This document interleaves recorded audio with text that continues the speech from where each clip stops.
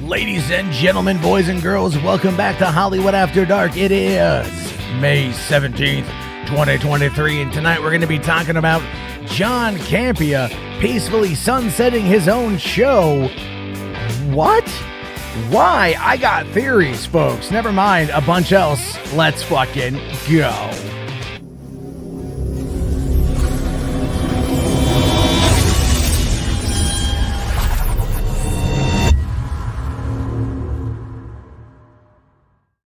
Hey, what's going on, everybody? How you guys doing? Welcome to the party. Welcome to the show. It is, of course, Hollywood After Dark. It is Wednesday, I believe. I don't know what day it is anymore. I never really know at this particular point in time, simply because life is as crazy as it is. Today has been a bit of a wild day in regards to movies, in regards to entertainment.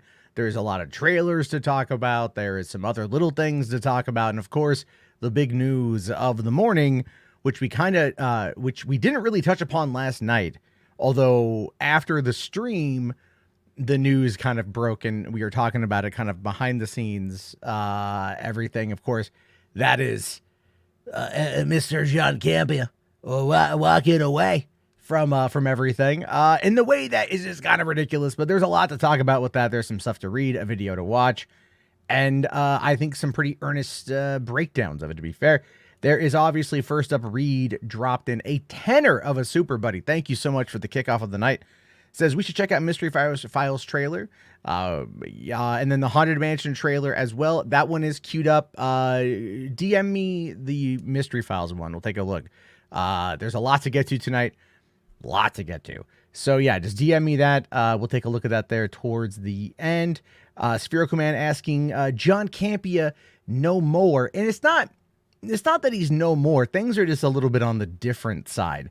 So we should probably talk a bit more about a couple other little things maybe while we let some people come on in. So why don't we start immediately and just get my channel like right off the bat demonetized. Let's take a look at the Haunted Mansion trailer. Let me just bring this up here because this one I haven't seen yet. I didn't get a chance to watch it yesterday. Meant to watch it yesterday. Of course, shit just ended up getting crazy right off the bat. We just dove into everything. All right, so let's check this one out here. This is the Haunted Mansion trailer.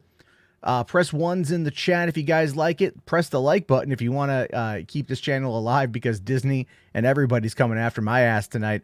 So super chats are going to go a long way. Thank you all. So let's check this out. Wait!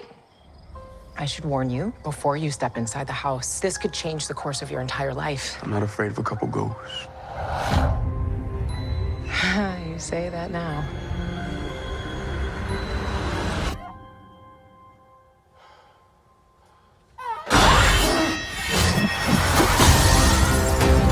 This mansion is unhinged. These ghosts definitely don't want to leave. Death lurks around every corner.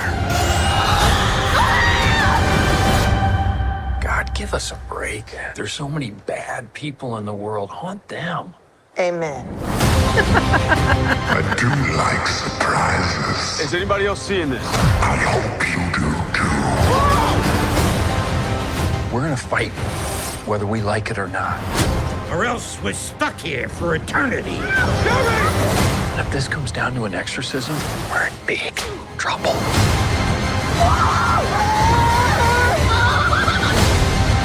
This house is dripping with souls, but there's always room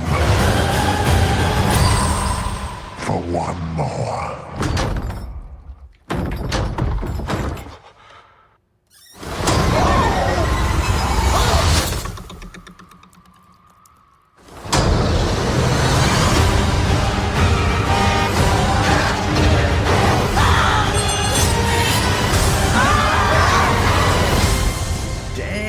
Was mugged. He was tall. He had hair that was sticking out of a top hat. Top hat. Yes. He had, So nice. a top hat. You would pull a rabbit out of it, probably. Eyes. They were a bit So Keep sunken eye. like a raccoon. Beady They eyes. sit back. And he was smiling like, yeah, like that. This kind of thing. Exactly. Is this the man who mugged you? Wow. You just did that just now? All right. That, you know what? I'm not gonna lie. That looks great. I cannot wait to see that. What I saw a headline today that said that the director of that movie was like, we don't want to do nothing that Eddie Murphy's movie did before. That was, of course, 20 years ago. I would have loved to have seen Guillermo del Toro's take on this specific thing. But at the same time, hell yeah, man. Hell yeah. That looked dope, dude.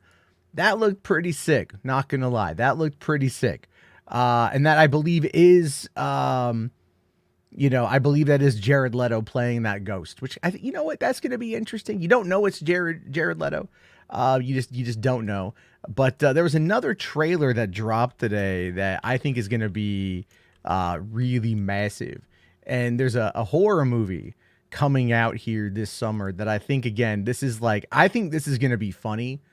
Personally, I can't wait to see this. Let me just kind of get this up there. This movie is called The Blackening. If you don't know what this movie is, I'm not going to spoil it for you. The first trailer had me laughing my ass off. It is going to be, I think, a very fun movie, and I think it's going to have a lot of people talking over the summer. So why don't we take a look at this? Such a crazy concept. On June 16th. Stop playing! Wait, hold up. I know I left this door open. See the horror film. Preview audiences are calling a killer experience. The Blackening. No, thank you. Probably runs on racism. Pick a car. Or you die. In your predicament, the black character is always the first to die. I will spare your lives if you sacrifice the person you deem the blackest. Guys, I can prove I'm not the blackest. Prove it. I thought black Twitter was a type of seasoning. I like Jimmy Fallon without the roots. Wrong. I voted for Trump. What? Twice? Your time is up. It's time to die. Let's go! What do we do? Call the cops?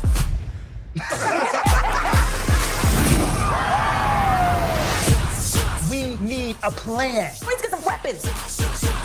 Wait, chili powder, girl? What I'm finna do, cook? Sorry, girl, we ran out of that.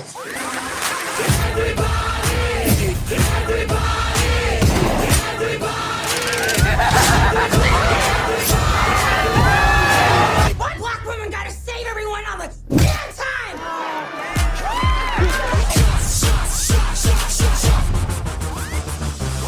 Can we just go? Lock the doors, get down. I'll be right back.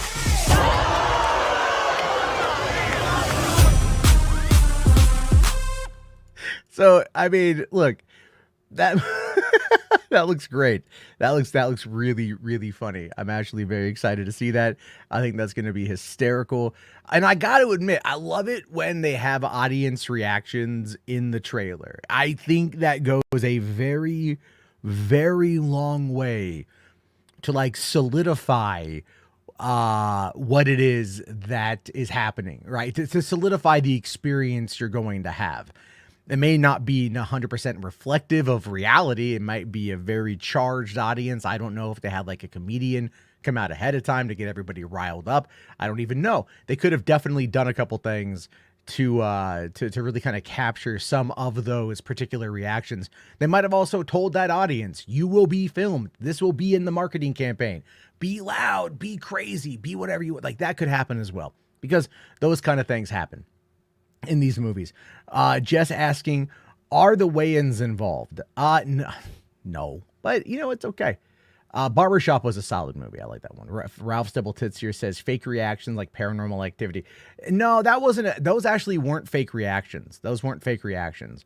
But I do feel like this is, like I said, this could be one of those scenarios where they do tell the audience that there are going to be reactions there. And like largely when you're in a group of people like that, when you're watching a movie like this in a very packed auditorium, there is a certain kind of social consciousness that happens, right? You get into the situation. If everyone's having a ball, you are more likely to be influenced into having fun and reacting and getting a bigger reaction. That is simple social science. Like, it's just one of those things.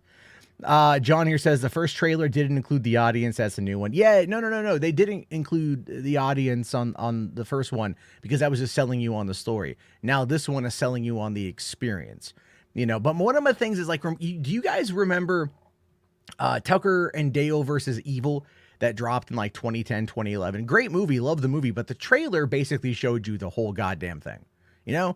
And I always felt that was too much. That was like a 4-minute preview. So it's like yesterday, Universal dropped a 4-minute, 38-second, or maybe it was Monday, a final trailer for Fast 10. 4.5 minutes. Like, I'm not watching that. Like, you've already got me going to see this movie. You've already got me hook, line, and sinker. I don't need to be spoiled. You know what I'm saying? But the reviews for Fast 10 have come out today. It's middling on Rotten Tomatoes. However, a lot of them do say the same thing. In this particular instance, Momoa is great. The movie is kind of ludicrously crazy. It jumps over the shark and then backs up over it, but it is still very much fun. And they also kind of called it I saw one review that said it was very similar to like the same vibe that you got at the end of Avengers Infinity War. So take that for what you will. I definitely am excited for that. Yeah. Awanda here says that trailer showed the whole movie. It really did. Blargan says a 5-minute trailer for anything should be illegal. It really should. You don't need that much. You just got to get in. You know what I mean? Just get in and hook them and be done. So, all right, what other one here? This is one I wanted to show yesterday. This one I'm excited for. I can't wait for, man. Fucking Extraction 2. Extraction totally took me by surprise when I watched it last year for the first time. I really, really, really liked it, and this one looks to be absolutely fucking insane. So let's take a look at this. Tyler, you were clinically dead 9 months ago. But you survived. You fought your way back. You just have to find out why. Yeah, Tyler Rake. Fuck some people up, man.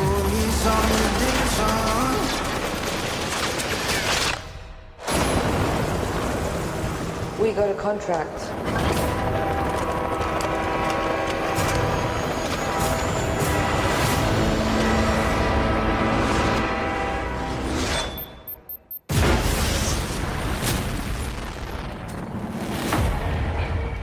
You were the client's request.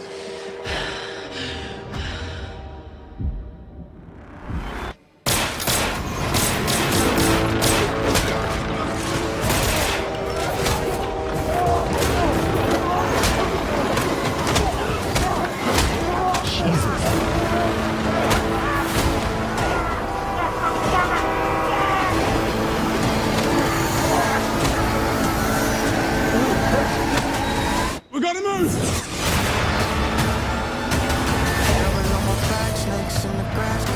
Right, everyone okay? Kids, you good? Why did you come back for them? Do you know her? Tyler? Like his daughter or something like that. That's kind of what they're hinting at. Getting you out of here, okay?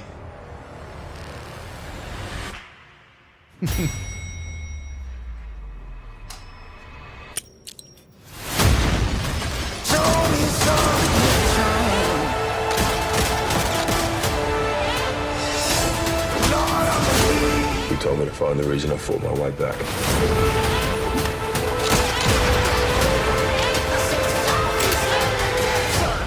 Let's find out.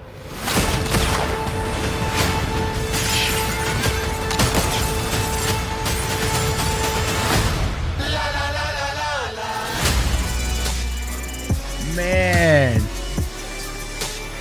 Here's the thing. That opens up the same day as The Blackening. It opens up the same day as The Flash. It opens up the same day as Elemental. I don't normally use this kind of terminology, so please don't overdo it on the dislikes on this one. But we feasting on that day, guys. That's a huge day. There's a lot going on. That I'm going to be very busy talking about a lot of movies, man. Brian here says that was like a 15-minute shot. Is 21 minutes is from what I was reading. A 21-minute action sequence. I don't know if that's the uncut. Sam Hargrave is the director. He did the first one. He was also second. He was I think he did second unit with the Russos on Avengers, and he was also Hemsworth's stunt double. But this guy, man, is fucking like, dude. Extraction was solid. This looks like they really ramped it up. Like you look at something like this, and you're like, from the Russos, and you're like, okay, well, the Gray Man came out a year ago, right? And that movie, you know, like it's a fun watch one time, but there's that. And then also, Brian, you said here, I forgot you were going to do the Haunted Mansion trailer. You can do my new Twitter thread if okay. I mean, maybe if we have time, there's a lot to get to tonight, man. I do appreciate the trailer looks good. If there's another trailer, or maybe we'll revisit that when the movie comes out. Because there's going to be a lot of Easter eggs and a lot of stuff we're talking about on that particular front there. So we got that one. That was a big one today. And then, of course, the other big one, guys, I haven't seen this one yet. I've been waiting to watch it with y'all, but this is the Mission Impossible Dead Reckoning Part 1 trailer. Like I said, I'm showing trailers tonight, so YouTube is going to be up my ass like a fucking colonoscopy, man. So let's hope the stream doesn't go down. But yeah, hit those likes if you enjoy this shit. If you've seen this trailer, no fucking spoilers, because I literally haven't seen it yet. Our lives are the sum of our choices. I recognize that voice. And we cannot escape the past. That's Henry Cersei, right? Ethan, this mission of yours is gonna cost you dearly.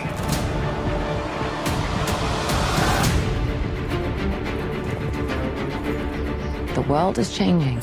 Yeah. Truth is vanishing. War is coming. It's been a long time, friend. You've no idea the power I represent. It knows your story and how it ends.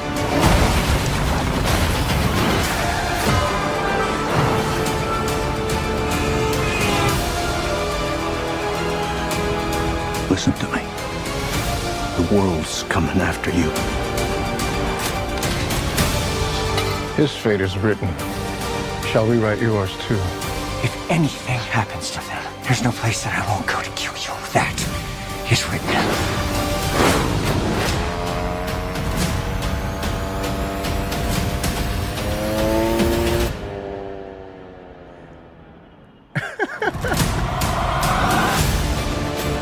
Ethan, what's your objective? What's your ultimate objective?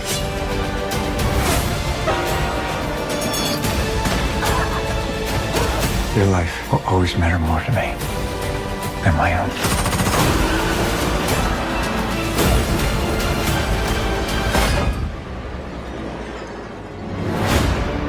None of our lives can matter more than this mission. I don't accept that.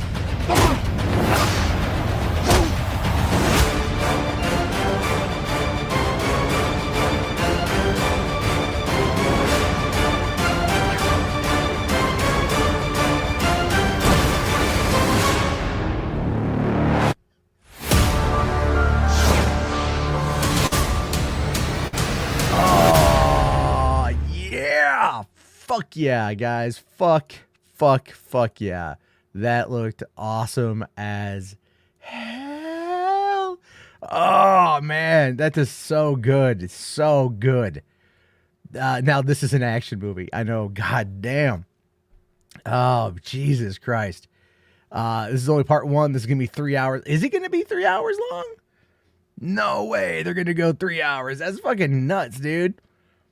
Random Human here says, looks just like a Tom Cruise movie, considering that Tom Cruise has largely only done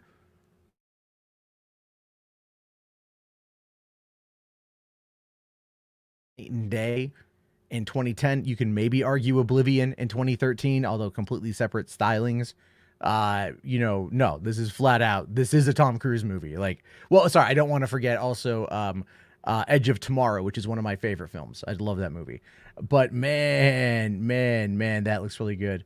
Get your bones under control. No, man, my boner's going hard, dude. That movie looks fucking sick. I glitched. Of course I glitched.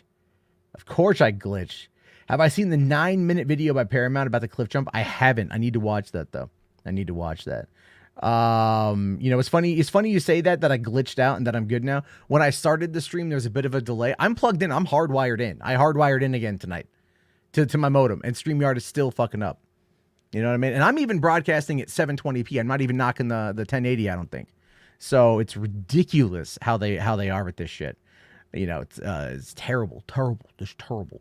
Not good as shut the fuck up, Most. Not as good as Moonfall. You and when you eventually perish, if you die before me, I'm going to have you buried with Moonfall. I'm going to find that random remaining copy at the bottom of the Marianas Trench that somebody dropped in there to find a way to kind of, you know, to save our world from the inevitable destruction brought on by Roland Emmerich. And I'm just going to place it right in your coffin. It's going to be right there next to you, Mo. But I agree with Dundo here, with Isaac here. Not as good as Morbius. Not as good as Morbius. I know, StreamYard's insane. It's fucking insane. John says, I'm still hoping for Edge of Tomorrow too. You mean live, die, repeat, and repeat? Yes. Yeah, I'm definitely hopeful for that one. Random Human here says, not as good as Fast X. Well, I'm going to see Fast X tomorrow night. I'm not going to stream tomorrow night. Largely, I'll probably go see Fast X and everything else. And I'm looking forward to Fast X. I am very excited for Fast X. However, there is still one more trailer to check out here that I haven't seen yet. And of course, this one is one that dropped today from Gareth Edwards, the director of Rogue One, Godzilla 2014, and I believe the 2010 indie film Monster, which I don't know if it's still on Netflix or not. It's a solid movie. I really recommend it. But I've heard a lot about this. Now, I know that this is kind of like humans versus artificial intelligence and everything else. And given where we find ourselves with the writer's strike, which I will be touching more about that here in a little bit, obviously the fear of AI coming on in and being used can be kind of crazy. You know, let's see here. Am I going to do a spoiler cast for it? I mean, I might do I'll probably do a Podio commentary long form on that one, maybe. But we'll see how it goes with Fast X, depending on how I like it. If I don't like it, I'm not going to rag on it. You know what I mean? Like, I don't want to waste my time ragging on movies I don't fucking like. But it's also very difficult for me to not like a movie, to be honest with you. Like, I just like movies, dude. I don't want to fucking rag on them and shit. I want to be excited. Are you kidding me? That fucking Dead Reckoning trailer, like, literally was like, you guys saw my face. That's not me ramping it up. That's not me acting. That's me legitimately enjoying what I'm looking at.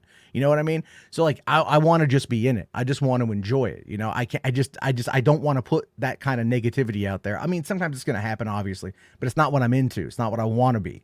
I feel I can do better. I feel I can do more, obviously. All right. But let's give this a go. Again, I haven't seen it, but the people have been going off about it a lot today. So let's see. What's heaven? It's a peaceful place in the sky. Are you going to heaven? No. Why not? You gotta be a good person to go to heaven.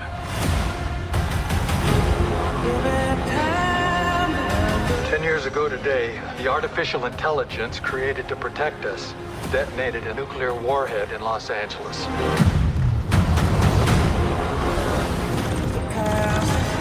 For as long as AI is a threat, we will never stop hunting them. This is a fight for our very existence. Whatever's in there, they're sure worried about someone getting in. Yeah, we're getting out.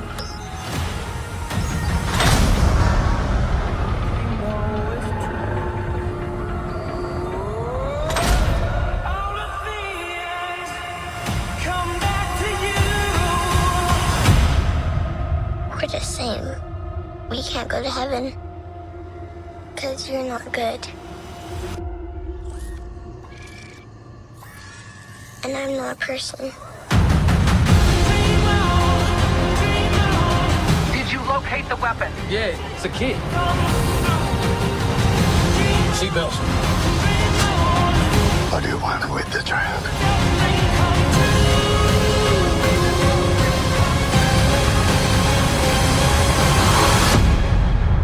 We are this close to winning the war.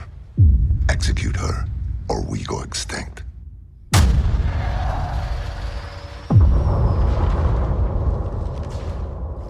They're coming to get me.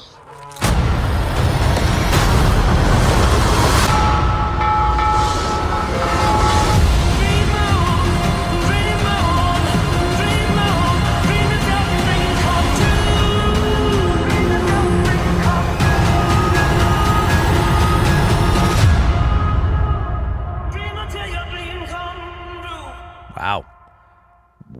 Wow. That is definitely a concept, man. Holy shit. Now, I mean, obvious, look, it's got the, Wanda here says, this is Detroit Become Human. It's also kind of like fucking AI, Spielberg's AI, just way more action-packed and stuff. You know, Brandon here says that it does remind me of District 9. Yeah, you're not wrong on that one, man. Neon Sci-Fi says, that little girl in this trailer is my friend's niece, and we got to meet John David Washington. That's fucking sick, dude. Congratulations. That's awesome. You know, I'm just, yeah, it looks, it definitely, that looks solid. Gareth Edwards is gonna be pretty good. Music Maker says, I'm surprised they played Aerosmith. Well, you know, man, they play a lot of stuff. These movies, these trailers always have that. Whether or not it's in the movie, I got no fucking idea.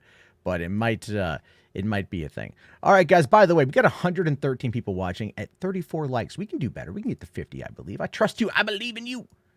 I believe in you. Mo Moon here for 2. Thank you. Says, joke's on you, Jarbo. I'm getting cremated.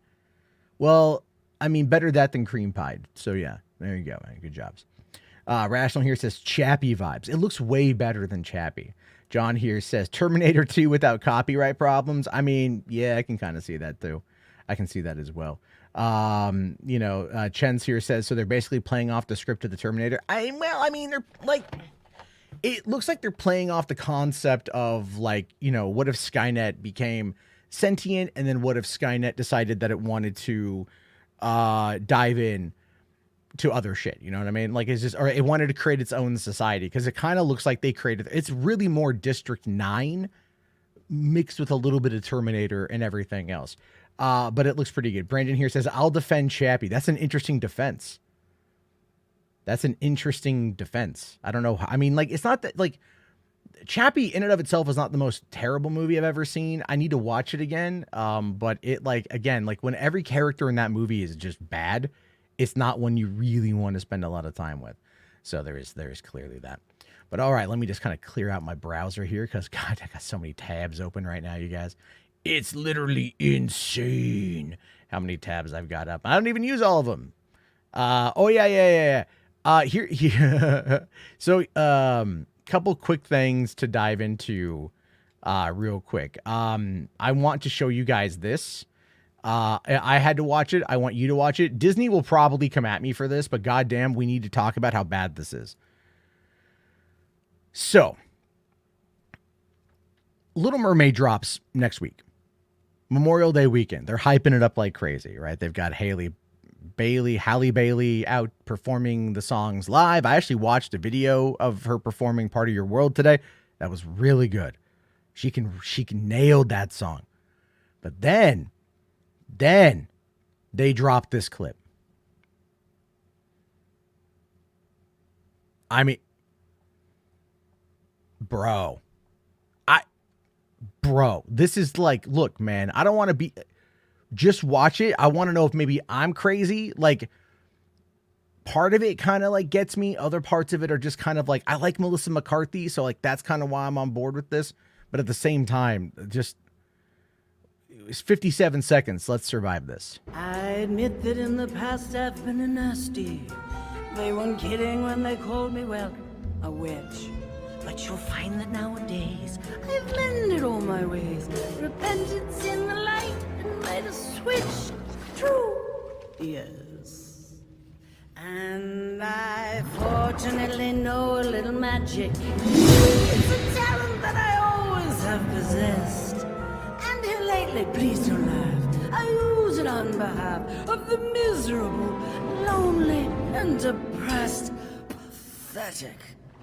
Unfortunate souls in pain, in need. This one longing to be thinner, that one wants to get the girl, and do I help him? Yes, indeed. Okay. So, I mean, look.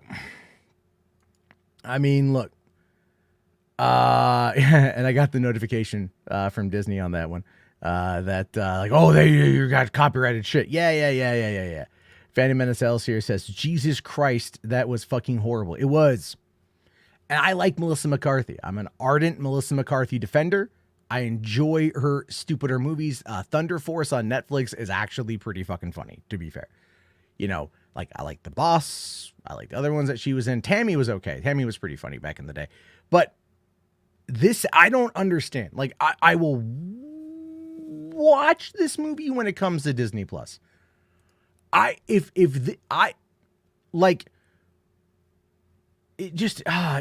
here says, nothing in any of the clips I've seen look like they're underwater. Seriously, just throw some CGI bubbles in there somewhere. I think they did in some of those scenes. It just looks like so bland. Spaceship Poder says, I think we owe Ghostbusters 2016 an apology for what? She wasn't like the worst part of that movie. It was like her and Kristen Wiig were all right. It was like, I had nothing against the acting in the movie. It just, the story was terrible. Oh God. Oh yeah. This does not beat Will Smith as the genie singing Friend Like Me. No, of course not. Andrew, it doesn't. It simply doesn't. Like, that one was actually fun. There was some fun behind it. There was a nice, like, yeah, right? You're kind of grooving with it. You know, you're just kind of rolling with it. You can get behind it because Will Smith's a rapper. So they got to throw the beats out there and you get it, you know, especially if you were around for the Millennium. If you're like me and you were around for the Millennium, you know, or getting jiggy with it, then you know what to expect from something along those lines, you know? This is something that is like horrifically different. It's just, Wanda here says, Disney went from the way of water to this kind of shit. Dude, Aquaman 2018 looked better, man. Like, what the fuck? You know, we'll never top Jude Law as Captain Hook. Is that good? Is the Peter Pan and Wendy, is it good? I haven't seen it yet.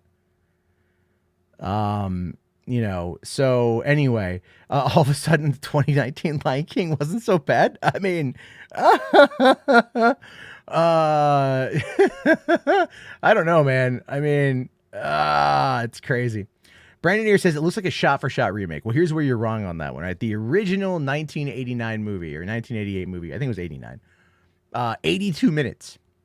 It's an 82 minutes start to end. Short animated movie. Got in, got out, got done, okay? This one is like 2.5 hours long.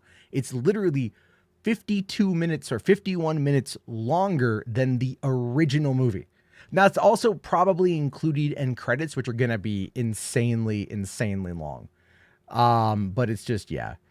Chen's here makes a great point. 2019 Lion King wasn't bad. It was just boring. It really was. It didn't have the swagger and the sway that the first one had, you know?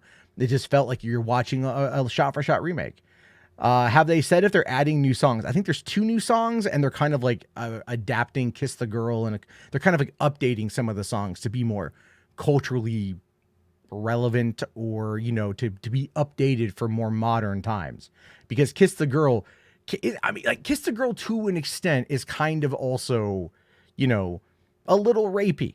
It's a little rapey at times, you know? It's all like, you just got to kiss the girl, you know, whatever. And it's like, yeah, but I mean, she also has to consent that you kiss her. You know, there's no consent. A little rapey. But this one's going to be like, you have to hold her hand. You have to constantly ask her every 10 seconds if you can kiss her. It's called affirmative consent. They're going to do that shit.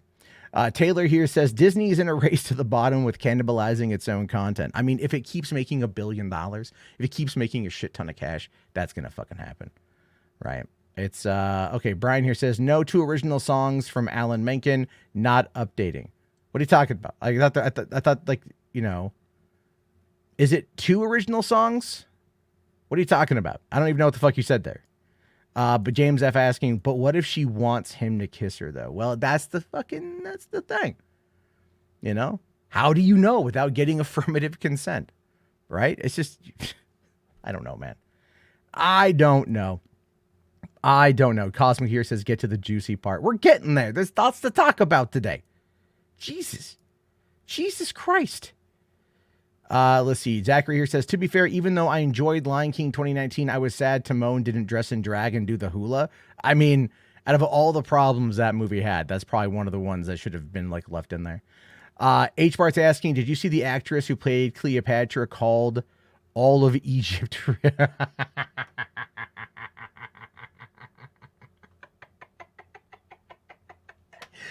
No. All right, listen. There is a lot to talk about tonight. Still, the Cleopatra thing, I'm gonna need to do like its own thing on that. I'm gonna need to do research and like find everything on it, because even like Rational here is saying, did you hear NYT defended the Netflix Cleopatra episode, saying Cleopatra was culturally Is it like Mesopotamian? Right? It's like oh my God. Look, man, I'll tell you, I love the fact that when we talk about all this crap, it's just like, again, the left will bend over backwards constantly, constantly to like, you know, to defend every crazy fucking thing being said. Whatever. Okay. Sorry, here. Skywalker Brian says, yes, 2 original songs for the Little Mermaid adaptation from Lin-Manuel Miranda, Alan Menken both wrote. They are updating songs, but they are expanding the song roster of the animated film. Yeah, that's fine. That's fine. That's kind of what I said, right? There's 2 new songs, and then some of the songs are being updated. That's what I said, right? Did I say something wrong? I don't know. Anyway, let's see here. All right. Obviously, people, we got 141 people in here right now. Obviously, people want to talk about the elephant in the room. All right. So we want to talk about John Francis Campea. All right. Mr. John Francis Campea quitting his own show. It's big news, big blow to the sector of Hollywood movie talk here on the YouTube. So here's his statement. We're going to look at his statement. And then we're going to watch a video that he posted yesterday. That was part of his open mic, kind of giving more information. And then we're going to break a lot of it down. So here's what John Campea says. The live John Campea show on YouTube is canceled effective immediately. The John Campea Show podcast is going to be the main focus of our efforts. The results we get from the show on YouTube are no longer in proportion to the amount of effort and resources it takes to produce. YouTube viewers rejected our attempts to still make high-quality individual news story videos, so there's just nothing left. We're taking the main show to a podcast format. The John Campea Show podcast will still be a daily show on your favorite podcasting app of choice, and we've even uploaded the audio to YouTube. We have yesterday's show up there now for those who just want to listen to it here. The YouTube channel is still going to be active. We're going to do almost daily open mic live videos, out of theater reactions, movie reviews, and even spoiler discussions. Maybe 2 to 3 editorial videos per week on top of that. And our channel member only town hall meetings. So the channel itself will still be quite active, and we hope you all join us for those. But the actual John Campea Show will no longer be live video. I know this announcement was long, but I felt you deserved a fleshed out explanation of where we're going and why. You may understand or you may not, and both of those are okay. But at the end of the day, this change needed to happen.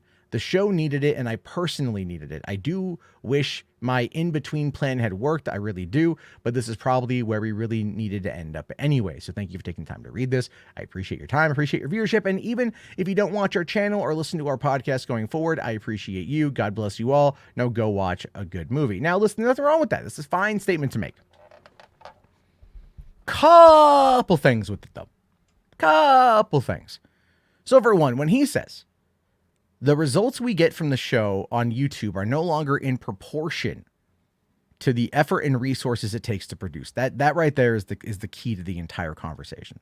Why is he doing what he's doing? Why is he quitting the show? It's not that people didn't react or people didn't, respond well to what he was attempting to do. He did it very poorly. Like, for someone who's as business motivated as John, for someone who's as business minded as John, for someone who's been in this space for 20 years, who has dominated a lot of the conversation in regards to movie talk, kind of pioneering movie talk here on this platform. Sure, it's surpassed him in a multitude of ways, right? Like with other people, like, you know, the chuds have all kind of outgrown him in many instances, but he still pulls in an absolute dickload of views per day. Let's take a look here at his Social Blade. Now, to give you an idea, he's pulling in, look, 267,000 views, 235,000 views, right? 94,000, 394,000, 523,000, 315,000, 601,000, 313,000, 100. This is video views per day. Per day. Now, is that to some extent going to be, you know, like shorts? Yeah. Okay. Right. There's that. But to sit there and make the claim that for the milquetoast content that he produces, the saccharine sweet content that John Campea produces on a daily basis, is not going to be like good with the algorithm and good with the AdSense revenue and things along those lines, is ludicrous. Is ludicrous. The different sponsorships that he gets, Mint Mobile, Manscaped, whatever the hell else he got, right? Those are all going to bring in a lot of money. I think RMB has even made the comment that he pulled in, like John pulled in like $1 million and like whatever, okay? I don't know what year it was. Probably would have been 2022. So last year, probably. Everything he's saying does not add up to what it is that he put in the statement. It just doesn't make any fucking sense. When you're pulling in 250,000 to 500,000 views a day, right? Now look, Social Blade on its earnings is not always the greatest, okay? But it's basically trying to say here that he pulls in somewhere in the neighborhood of like upwards of $814 per day in ad revenue, according to the estimation. That's a high-end estimation. A high-end weekly estimation is 5.7 thousand, and a high-end monthly estimation is $24.4 thousand. That is what they're estimating that he makes. I'm going to tell you right now it's fucking more. I'm going to tell you right now it's more than that. Just in ad revenue on its own, it is more than that. Okay. When he's pulling in 6 million views per month, that's some good ad rev. All right. At the height of my old channel, when I was pulling in about 1.7 million views a month, I was making anywhere between $4,000 to about $7,000 a month take home.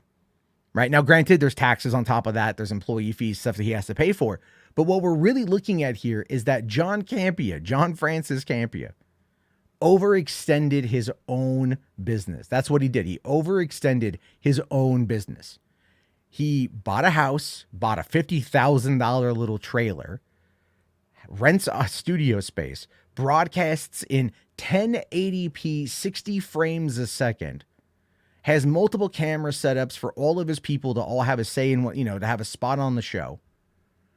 And he would do the show and he would still pull in all of those monies in super chats and like whatever Streamlabs or Stream Elements, whatever little thing he was doing for a while. And yes, YouTube takes 30%, and that's a lot of money. YouTube absolutely takes 30%, and that's a shitload of cash over time. But he does everything, all the spoiler discussions that he does, the after shows that he does, those are all super chat focused. He'll spend an hour answering super chats to talk about the movie or talk about whatever's going on. That's what he does. That's his business model. So if at this particular point, he is quite frankly going, well, this is just not financially viable, then that means that that's a him problem, not a YouTube problem. Because his videos, by the way, and I showed this the other day, his live streams pull in more views than like his individual videos, not combined, but like per average. And those are 2-hour videos. The watch time on those are going to be insane.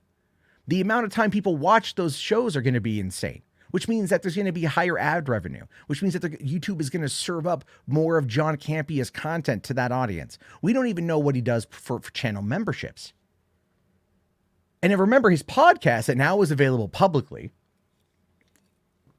was originally a Patreon thing. You can become a channel member or a Patreon and become and get the podcast in audio form that way. But now that's out there. Why is that? Because there's a lot of money in podcasting. There is a lot of money in podcasting. And if you get the viewers, there's a lot of money. An insane amount of money, because podcasting, unlike YouTube, for those of you guys who aren't aware, when you listen to someone in podcasting, you're putting, their voice in your head. You create a much more intimate experience with that person. You develop a much stronger, intimate, relationship. I don't want to say parasocial, but like something along those lines. And advertisers know this, which is why advertising when it comes to podcasting is very lucrative. And so what I think is going on is I think that right now he's burnt out. My honest opinion, I think he wants to retire. I think this is an easy way for him to get out the door. All right, blaming it on people not liking his content change, his format change one day after it happened, which is exactly what I said. I talked about this the other day. I said this exactly what's going to happen. When you as a content creator have a very strict routine and people know your routine and they follow your routine, they build their habitual habits around your routine, and then you change what you do. And by getting rid of the live show, that absolutely cuts into how a lot of his viewers, the 3,500 to 5,000 people on average that watched him every morning, that's how they got their news. That's how they got their community. That's what they built it around. And yet he just doesn't give a shit about any of it. And he just cuts it clean with like the dirtiest, rustiest, rabies encrusted knife I could ever imagine. Look, there's a lot that happens in regards to YouTube and how it operates. And a lot of it is shitty, especially if you're doing extended form live content, short form video content, yada, yada, yada, yada, yada. YouTube relies on audience interaction through watch time. The only average, the only metric YouTube truly cares about is watch time. So the idea there is that they want more of you on the platform watching the show. I got 172 people right now watching me talk about this, which is great for my channel because it's going to boost out the video. So thank you guys, by the way.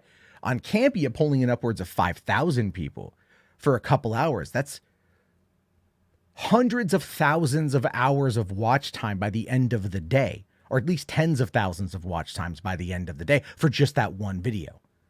So those people are going to get constantly reminded, constantly served up. He just cut that out. He just killed it. And so what he's done, what he legitimately did is he has caused physical pain to his audience. And let me explain. Audiences who watch anything, it doesn't matter if you're reading a book, if you're listening to a podcast, a YouTube channel, a show, whatever, right? You build relationships with those characters that you are with, right? You'll form bonds with these characters, with these actors, with these people. And when that is taken away, you will actually feel physical pain. Your cortisol levels actually rise. It hurts you when something is taken away, when something is suddenly cut. If a show is canceled, if a character you like in a movie or show gets suddenly killed, if, whatever, you will feel that pain. You will feel it. So what John did to his audience, of very loyal people, is he just fucking nut kicked them from orbit. And he did it in like the worst possible way. The absolute worst possible way he did this shit. Meta here says, isn't that why you said the binge model is bad? Yeah, that's actually one of the reasons why I do think the binge model is hurting people more than not. Rio Talks here says it's like ripping off a Band-Aid. It's like ripping off a Band-Aid and then pouring like lemon juice on the wound. That's really what it is. And I don't even watch. Oh Lord here says, kind of like when Boulder Talk disappeared. I would love to bring back Boulder Talk, man. I would love to do that. Fourth, here's the thing. You disagree to that. Most of us are watching other things. I'm not talking about you if you don't watch the John Campea show. I'm not talking about you. Not about you, buddy. It's about the people who watch them every day.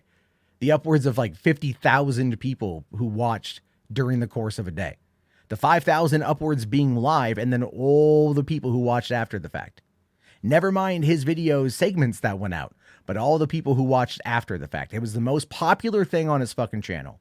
Hands down, and that's provable by going and looking at the metrics. It's crazy. Dieter here says, I actually feel better. Thank you. I don't know what you're referring to on that, but thank you. Let's see. Zeros to Heroes here says, I can absolutely understand him being burnt out. I tried to stream on Twitch 3-4 times a week in mid-2022, and it drained me tremendously. Only just now started to stream casually again. I hear you, man. I hear you. I like streaming. I enjoy doing it, but it does burn me out. Like, it does burn me out. Like, I've got to find a way to, like, you know, if I had more people, if it's not just me for 2 hours, it's a lot easier to bounce off other energy. I can keep going for longer. Like the other night when I had the call-ins and Blargan and Meta came on in and we talked for an additional like 2 hours. That was a fun conversation. I had the energy to bounce off of to do that shit. But I'm also not the one like running a business and having to oversee everything and go from there. The biggest thing, the beard's going, yeah, the beard's going white. Look how white that is. Look at that. It's Santa Claus levels white, guys. That's how fucking old I'm getting. But let's Darkness here says videos get me more attention than streams. I mean, in many instances, yes. But when you've already got the audience, the built-in audience that comes and watches your live streams, that's going to benefit regardless. It's going to tell YouTube that this channel is active and to push it out to more people. The difference is, though, is that John covers the news. He doesn't do cultural politics. He's not in on the culture war. He's really not. Like, if he leaned into that more often, he'd probably grow a lot more. But because of the way his business model is, it is almost very limiting, to be fair. If he did trailer reactions or trailer breakdowns or movie breakdowns or things like that, like Grace Randolph does, then there's all that. Now, one of the things John did say is that, like, you know, he spends like 12, 14 hours a day working on his shit. And I've seen people give him crap about that, but it's legitimately something you have to do. People don't realize how much time it takes to put together a show, especially if you're trying to make it professional, if you're trying to make it work within the YouTube ecosystem, if you're trying to run everything and you're the host of it and you're trying to do everything else. It takes time. Now, would I argue that he probably went and like put more emphasis on like the quality, you know, or I'd say maybe the quantity more than like, no, he put a lot of effort into the quality of the show. But that, of course, made it seem almost unrelatable, right? John's not coming to you from his house anymore. He's coming to you from a studio with professional lighting, with 1080p, 60 frames a second. You know, he's not like, I mean, I'm sitting here just like fucking in a room. You know, I got a fan on over here because it's hot as balls in Washington right now. And I'm just talking to you guys right here. And that's more relatable than what he's doing. Command Unit here says, thank you, by the way, for $2. He should become a VTuber. It's good for mental health. I mean, maybe it is. Cosmic here says, I have to disagree. It's his channel. I think he has a right to do what he wants. I'm not saying he doesn't have the right to do what he wants. I'm telling you how YouTube operates. And this is something that I do know. This is something that I absolutely know. This is something that I'm fundamentally aware of. And yet I'm telling you, this is what he did to his channel. And I was proven right when I said the other day, when he made that comment on open mic about how he was going to get rid of the live show. I'm like, that's going to kill his channel. He did it one day, killed everything. One day, killed everything. It took one day.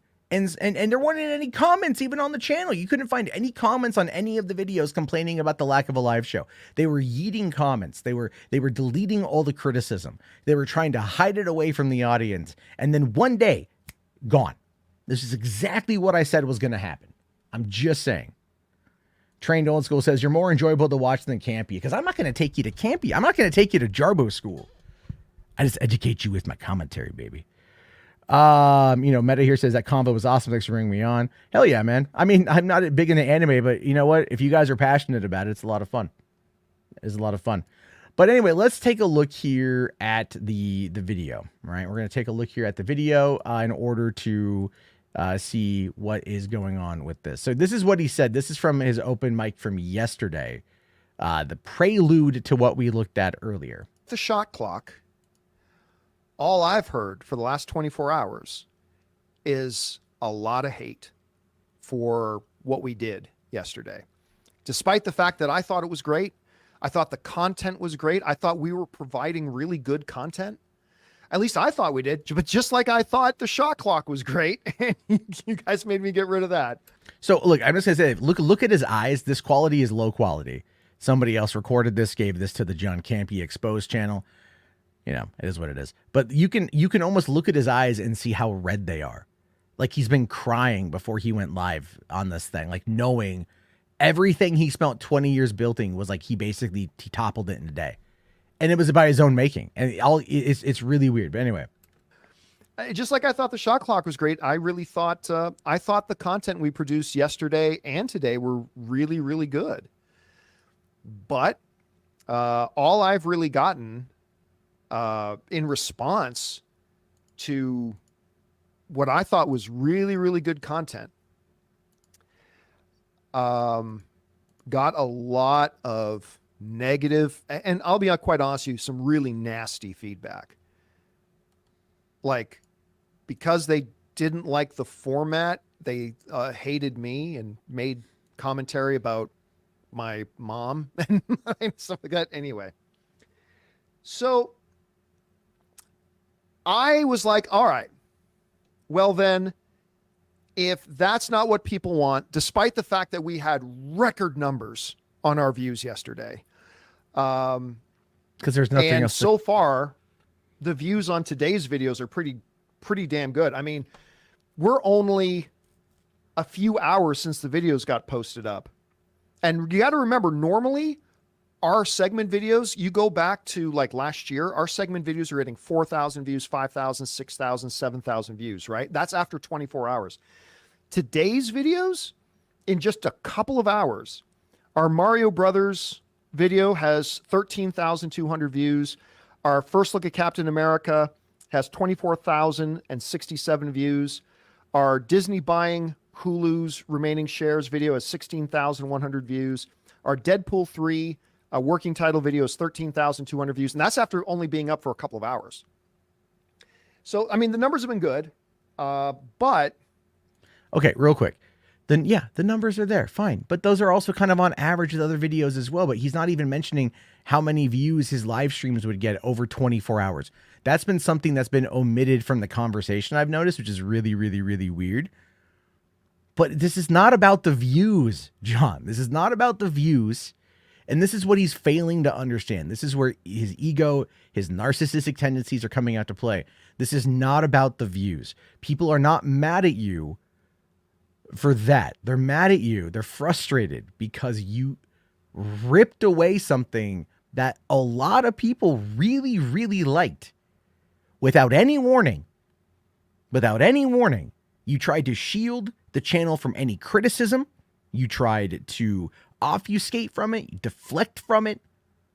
But then one day of people like emailing him and not being happy, which is just consumers commenting, you know, he comes out and he basically just does this, where it's like this is a pity me fest. And it's like this wound is self-inflicted, as sad as that is to say. And I trust me, out of anyone on fucking YouTube, I know what it is like to self-inflict a wound. Okay? There are ways to handle this that he simply just did not do. But the feedback, what our audience has told me is we don't want this. That's what the audience has told me. Pretty straightforward. That we don't want this. Now that's the context. Now let's get to the announcement. So with the audience telling me we don't want this, and I listen to the audience. I do. I don't always do what the audience wants me to do, because if the audience knew how to do what I do, they'd be doing what I do. But I do. That I heard this. That is the ego right there. That's the ego. John, you're not going to watch this, but maybe someone you know. I don't know. If the audience could do what you do, let's talk about what the fuck that actually means for a second. That means the audience would have to have moved to LA from Canada, got a job with AMC in order to build out their online presence, go to YouTube, it's still in its infancy, create content centered around movie talk and movie discussion, fill it with personalities, build it up from there when there was really nothing like it at the time. Move over to Collider to then further expand upon that, further proliferate that, further build your brand on that, till the point of where you felt you were confident enough to leave behind the corporate teat and go out on your own, where you have, for lack of any other commentary, have had very big success. And I think you've been admitted in this particular segment. But to sit there and act like if somebody else could do it, they would have already done it. Motherfucker, get your fucking head out your fucking bitch ass. The fuck is wrong with you? Yeah, any asshole with a fucking camera and a microphone can talk about movies. But don't even act like you weren't there at the beginning and pioneer a lot of this shit. It's not the way it was. When you started, the culture war on Hollywood wasn't there. You established your name because you were promoted by fucking corporations. You were promoted by corporations. There is a massive difference. You've got sponsorship with Ryan Reynolds' company. You have people who are able to seek out sponsorships. You have a staff of people working underneath you. And if somebody else wanted to do it, they could fucking do it. Tone deaf as fuck. And yes, you're right, King of Golden State. It sounds like a guilt trip. It absolutely does. Real Talk here says, I modeled the show around his. I mean, you know, you could argue I've done the same thing, even though I never really watched Campea until I started talking about movies back in 2017. At least started this channel. I never watched any movie commentary content, really. You know what I mean? Dundo here says, John's issues is that he overcomplicated what a show should be. It is, really. It really, really, really, really, really is. You know, like when I do a patio commentary and I'm just talking about a fucking movie, that's more fun to me than anything else. Really. That kind of conversation is more fun than anything else. And you don't have to have it overcomplicated. People simply just want something to listen to. They want to hear about what's going on. They want to hear interesting takes, and they want to get a perspective that they largely agree with. But if somebody could have done it like me, I just fucking hate that. Maybe I'm moralizing now. I don't want to moralize. All right. Sorry, Rational. Let me see your super chat there. Rational here says, nobody told Campea to hire a big staff. Yeah, you're right. You are right. You are absolutely right on that one. Nobody told Campea to do that. You know, and now he's kind of feeling it. And then he ended up getting rid of Robert Meyer Burnett. But hey, listen, when you have friends like Robert Meyer Burnett, you know, look, hey, Chris Gore actively hates fucking movies, shits on fucking everything. Oh, look who he's there with. Gary from Nerdrotic, right? An absolute bigot and a piece of shit. And there's Robert right there. What's up, baby? Yeah, fucking woohoo. All right, let's go. This is the fucking fan base that's going to be ending up, you know, that they're going to get hurt, in my opinion. Anyway, let's continue. You listen to the collective wisdom of our audience, and like so much of our audience came back with so much anger and so much hatred for what we did yesterday with our segment videos, despite the fact that they were record-setting numbers. But you wouldn't know that by looking at the comment section, because you deleted all the comments talking about it.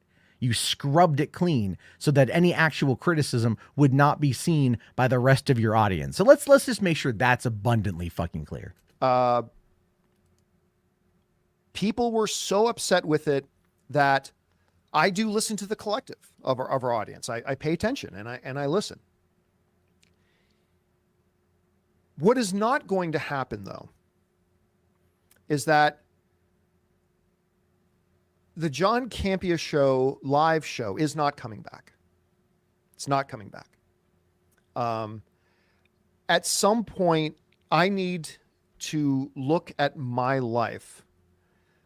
And I mean, you also got to understand the position I'm in. I've enjoyed a lot of success the last 20 years. I've been horseshoe up my ass lucky that I've enjoyed nothing but success for the past 20 years. And I've been in a very, very fortunate position right now that I can retire tomorrow and be perfectly good. Because I've managed, you know. See, that's what it is, right? That's what this is really all about. This is about him retiring. He's been talking about it a bunch recently. We've talked about it a little bit here on the show when it gets brought to my attention, but this is really what it boils down to. This is him simply wanting to retire.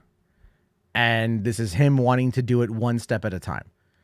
And instead of spending time preparing his audience, he listened to his financial advisor, who's the one who told him to get rid of Rob and Chris Carr, by the way.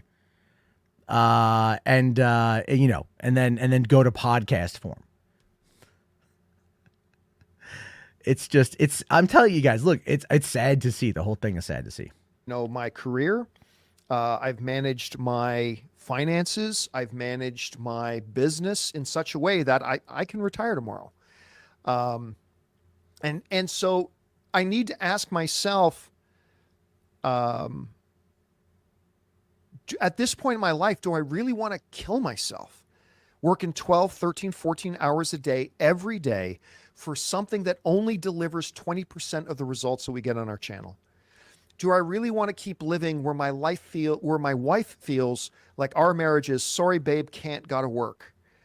Or is it time for me to make some significant changes? I took a swing in the dark. I threw a Hail Mary to try to keep it as normal as possible by still having the segment videos go up, but those have been rejected. The people have rejected. Right. Okay. Let's just quickly go back. Earlier, he said, those videos are doing great. Those videos are doing better than expected. Those videos are doing wonderful. They're doing marvelous. They're doing amazing. They're doing better than anything ever before. Oh my God, it's fucking fantastic. They were rejected by the audience. The audience didn't like them. The audience didn't care for them. Which one is it, John? I understand wanting to change things up, man. Again, I completely understand it. I would love to get to a point of where I could talk about movies and then do this show like one day a week, right? Still do live streams that have them be more formatted towards actually discussing a project rather than like, let's talk about what's happening. Okay, I get that. Completely understand that, right? But what is it? Is it your clips are doing well, so you're going to get rid of the live show? It does. Again, there's lie after lie after lie after lie. Obfuscation. By the way, nearly 200 people here. Please leave a like, guys. Slam on that like. We're at 73. We can get to 100, I think. I believe in you. Let's see here. Dundo says, as a Campea fan, 2023 has been a bad year for the show. Man, this dude had it all, but is now throwing it all in the gutter. It kind of feels that way. Rational here says, Matt, what is Campea on about? It's like, dude, you and your wife don't have any kids. He acts like there's this whole family waiting for him every time he comes home from work. Yeah, that's the thing. I have 2 kids. So, okay. So it's like Review Tech USA. I'm friends with Rich. He put out a video today talking about his situation. His daughter's in the hospital. He's got his other boys full time. It's a whole tragic situation. Nothing but thoughts and prayers. Happy thoughts. Love Rich. Great guy. But he talked about how much time, he talked about his daily breakdown in regards to time. Okay. And he doesn't have a lot of it. I'm in the same boat. I have 2 children, 5 and 3, both in preschool, soon to be 1 in kindergarten, 1 in preschool, that I take to school in the morning. So then I take them to school in the morning. That is like, I leave at 8. I don't get home until like closer to 12:30. Today was later because I took them to the park after school, to have fun. And then I have to still give them lunch and get them changed and get them ready to go. And then it's like finding the time to like decompress a little bit before trying to get maybe any work done in the afternoon before I go out doing delivery driving, because Uber Eats is my other job. And then I come home and I do this, and then I try to go to bed. It takes time to do these things. It takes absolutely a lot of time to produce content for this platform. If I didn't have my kids, do you have any fucking idea how much shit I could get done? And that is in no way a dig at my children, who mean the absolute world to me. And I love getting to spend time with them every day. But that is a reality. That is a responsibility that I as a parent have. If I didn't have my kids, holy fucking shit. Holy fucking shit. Like, so much more free time for activities. It's the weirdest goddamn thing. It's the weirdest goddamn thing. It's constant James here says, Campy is treating his audience like they're in a bad marriage. What about my needs? Yeah, I know. You used to touch me. Now you won't even look at me. What's wrong? Is it like, it is what it is. Andrew here says, family is such a weakness. Shut up, dude. I'm just saying, it's like, it is what it is, right? So E equals MCU says he shouldn't have gotten that studio. Yeah, here's the thing. You scale back. If you just realize financially speaking, it's not the best thing for you, scale back. You had it at your house when you first moved in, scale it back. You got your brother-in-law, use him for basically everything. Scale it back. You don't need 1080, 60 frames a second. You don't need half that shit. You can make crap super easy using ChatGPT and Canva to put out a show. It's crazy. It's absolutely crazy. Junior here says, yes, I love it. Let's get physical media. I watch it every Sunday. I'm glad you enjoy Robert Meyer Burnett. A lot of people do. So there's that. Let's see. Rational says, why does Campea need a big staff? I'll tell you why, actually. It's really difficult when you go from a corporate background, when you have those resources, right? When you have those abilities, if you will, those privileges, if you will. So when he was running, and I'm speculating largely, but when when he's running AMC Movie Talk, when he's doing Collider Movie Talk, those kind of things, he's got corporate backing, which means he's in a position of leadership, which means that there's corporate money to handle assistants and handle editors and producers and writers and graphic designers and people to cover all that crap. When he goes out on his own and he realizes, hey, fuck, this is something that's a lot. There's a lot of work that goes into this for the kind of content he wants to produce. So he's got to start expanding.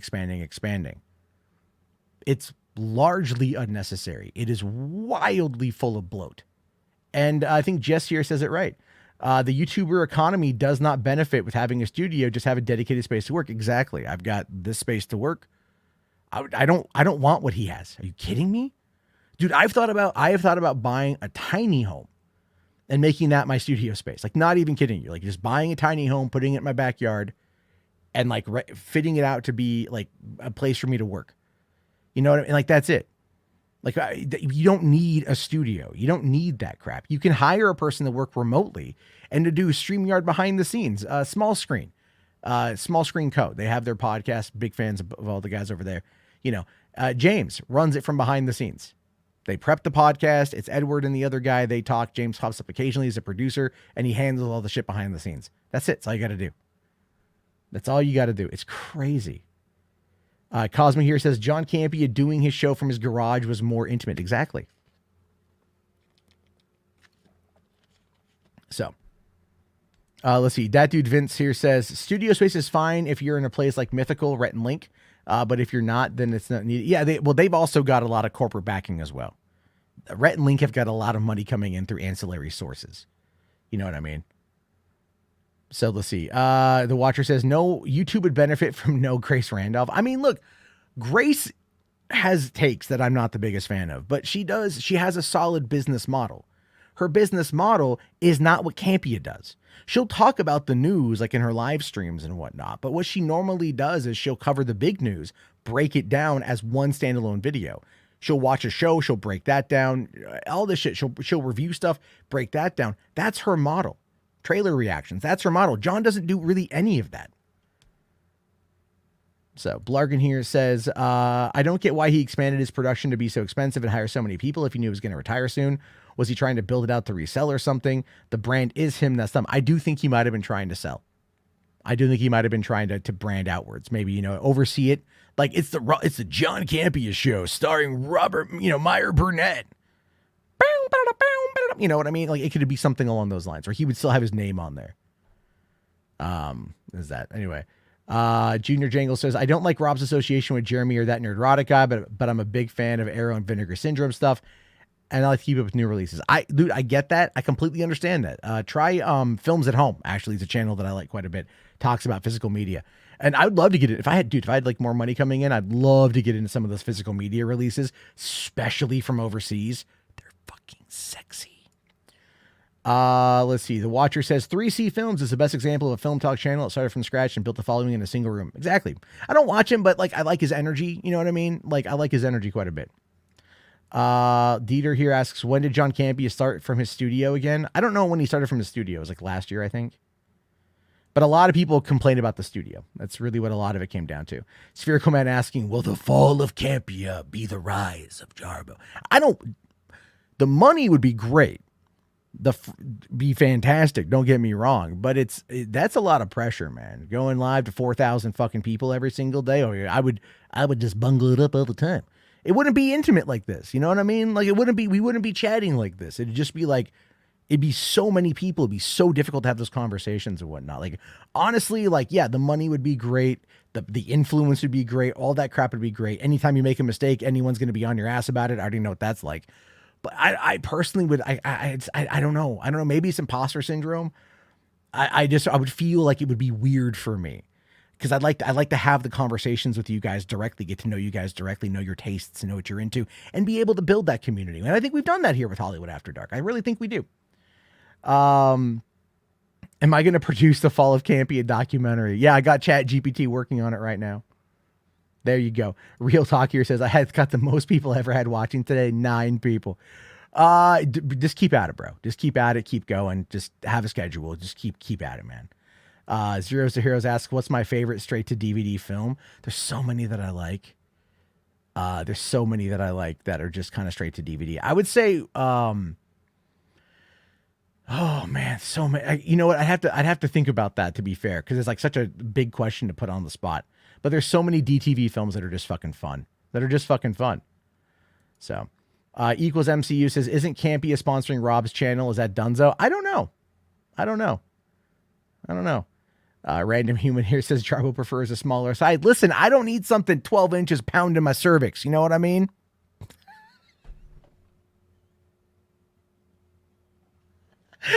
Anyway, let's just here. Let's see. Zap says, maybe you should make a couple of videos a week refuting chud grifter YouTubers. If you did it consistently, you would gain more channel growth. I know. That burns me out, dog. It burns me out, man, to go after the chuds all the time. Like maybe once a week, if people sent me stuff to react to, we could do that. But largely it's like that stuff burns me out, you know, because I know they're all fucking liars and they're all full of shit and they all know they're full of shit and they all know they're fucking liars. But so it's like, who am I trying to change? Whose opinion am I trying to change? I would love to have actual debates with those fucking people. Bring facts and logic and rationality to their weird cult-like fucking belief system and shit. Some need a cervix hit.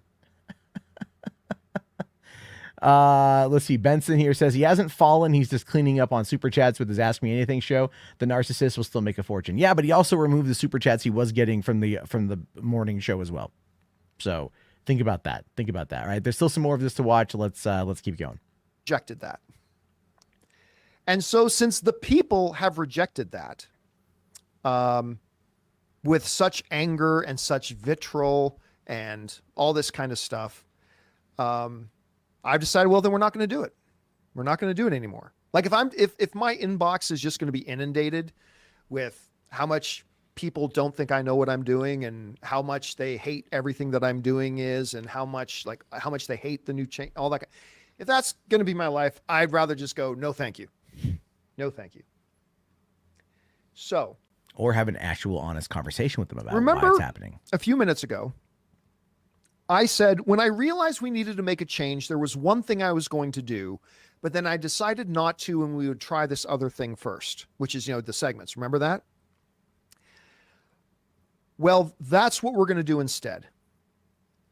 I am announcing right now to you guys, our channel members, that the John Campea Show on YouTube is no more.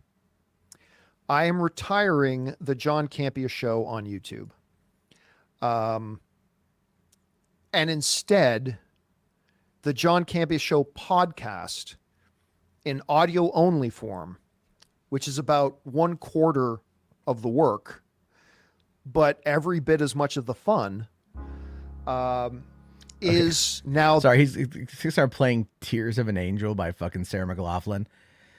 But yeah, the John Campea Show audio version. Now, don't get me wrong, I love audio, man. I'm an audio guy, okay? I got a face for fucking radio, let's be fair. But it's like, still, when you could talk to your audience about this, you could find a way to just do it like that, to just do it's just, you could even like fucking go audio only fucking Spreaker and just have it be audio only in the morning. You could still go live and interact with the audience. It's this idea that they rejected him over a reaction to something he dropped on them. They guttural reacted to his changes like an audience was going to. Any audience would. It was so ridiculous to think that he is above the audience.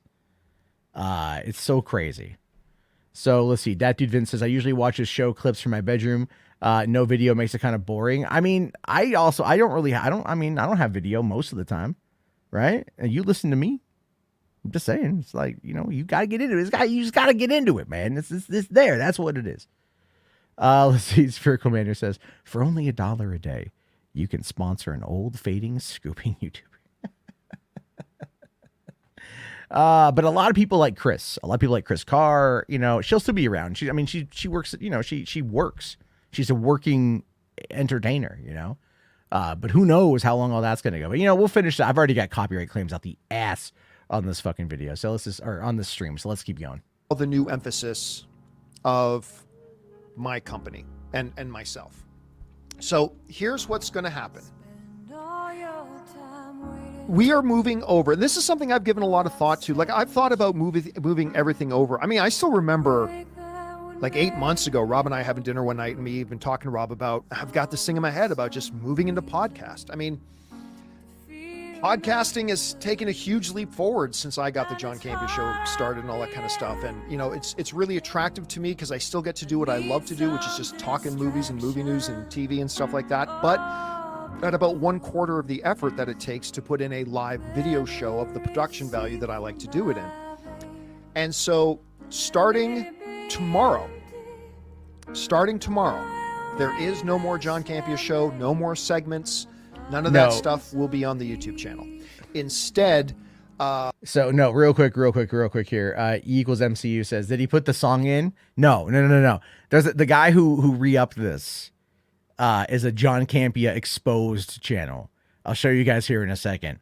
And he's probably the biggest loser in all of this, to be fair. This guy started blowing up recently by criticizing John, and then John just yeets out. You know, I mean, I guess well played on John's part. I don't gotta fucking address this guy. I'm just gonna leave.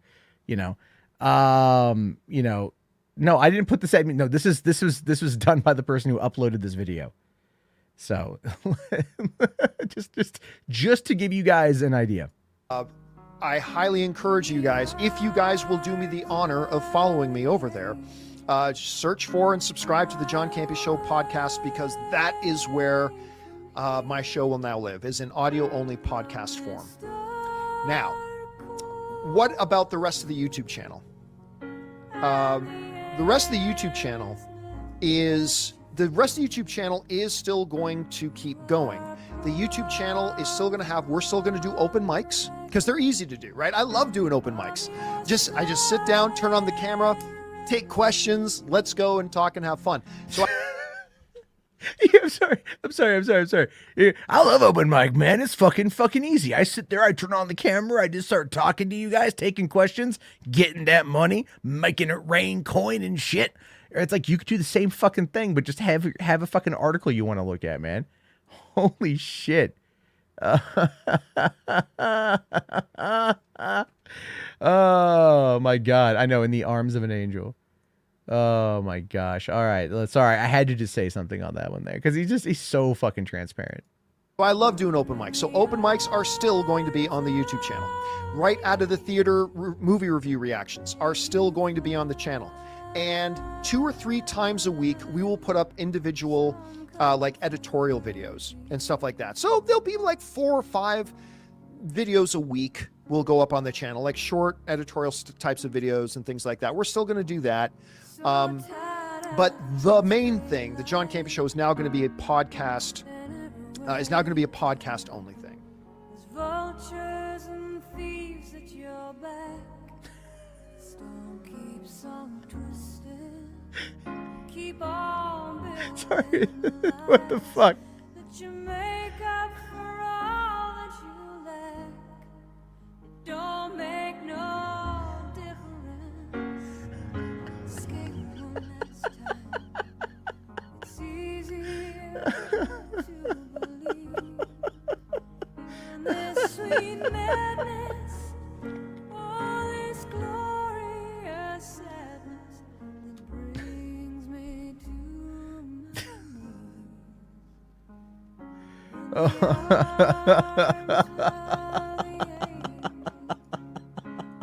Oh, that's cold-blooded, man. That's cold-blooded. That's so funny. Oh my gosh. And for those of you guys who don't know, I'll show you this real quick. So this is the John Campea Exposed channel, right? And again, like, you know, he's got like this guy's a fucking dick. Just goes after John. You know, because John is, you know, he's a target. He's a target. He's, you know, whatever. You know, here we go. Look at this one right here.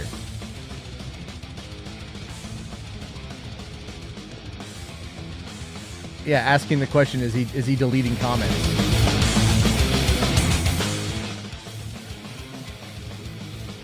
So I'm talking about here, like all this shit that he was saying about it being, you know, no one talking about that, right?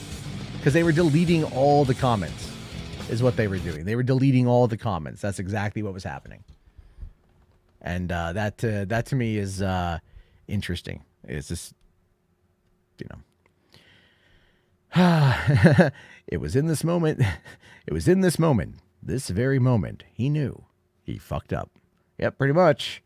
Thank you very much, Rhea, for coming on in and remind everyone to smash the like. Spherical Man says Campea is pulling a Quantum TV. I don't think Campea is going to get arrested for like violence, right? I don't think it's going to happen. A senior nerd, we will miss you, Man of Steel cutout. Maybe we could do that. Yeah, Tony here says, remember when Rich had RTU Critic? Yeah, RTU Critic is the asshole who fucking doxed me, dude. That's the asshole who doxed me in 2015, right? Like that's why you fuckers know my face, man. So yeah, no, I know that guy. Piece of shit. All right. So look, I mean, I've been talking about this for a while. There's still a couple little things more to talk about tonight before we kind of end things up. A few videos more to watch you guys have suggested. Let me just say this, man. If you happen to be a fan of the John Campea show and you're upset, you have every right to feel that way. John lied to you. He misrepresented what was going on. He clearly misrepresented what was happening with his channel. He kept trying to talk about the analytics, but public data completely skewers everything he's talking about. I mean, you can't sit there and say that there's like that the individual clips aren't doing well. But then also say that they're doing you can't say that they're doing well, but then also use those as a catalyst to blame the audience for not liking the sudden change. Instead of asking them to be patient, and instead of asking them to work forward one day and you quit, that to me says that there's some shit that's going on. And I just kind of wonder, I can't really help but wonder if some of that news ties into what was dropping today. SAG-AFTRA, their national board, has voted unanimously to ask members for strike authorization. Folks, we are coming into, this is not even fucking hyperbole. This is real. This is real shit. We are coming into a point in time where it is entirely possible that the entire entertainment industry as we know it is going to shut down. The writers are already striking. They are getting tips about where certain shows are filming. They're showing up to protest. IATSE, if they see protesters, they'll fucking not show up that day. Union solidarity. The SGA or SAG is now trying to talk about striking. A lot of the actors in SAG are on social media saying that they're going to vote for a strike. The DGA is next. And what we're really looking at here is an absolute industry-wide shutdown. And that is going to fucking throw everything. All the movie content YouTubers are going to be fucking thrown into mix because it's going to fucking disrupt everything for literally years.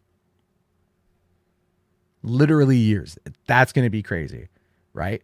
So it's going to, and this is where we are. This is real. This is really happening. So John might be going, I just don't want to deal with this shit. I'm just going to talk about this crap podcast-wise because it is easier. But again, you know, I could prep this show in 20 minutes, get on here, talk 20 minutes, and I sound as good as John does. I don't do that in the microphone. You know, there's that. You know, it's pretty crazy. But that's where we are, right? That's where it's at. This is actually happening. We're gonna actually watch this shit go down, and it's gonna be a blame game across the board. You've got writers blaming artificial intelligence, which is largely bullshit. It's just a talking point when really it's about the residuals. But for some reason, like they're not hammering that as much as they want to. I don't know why they're still on the AI thing.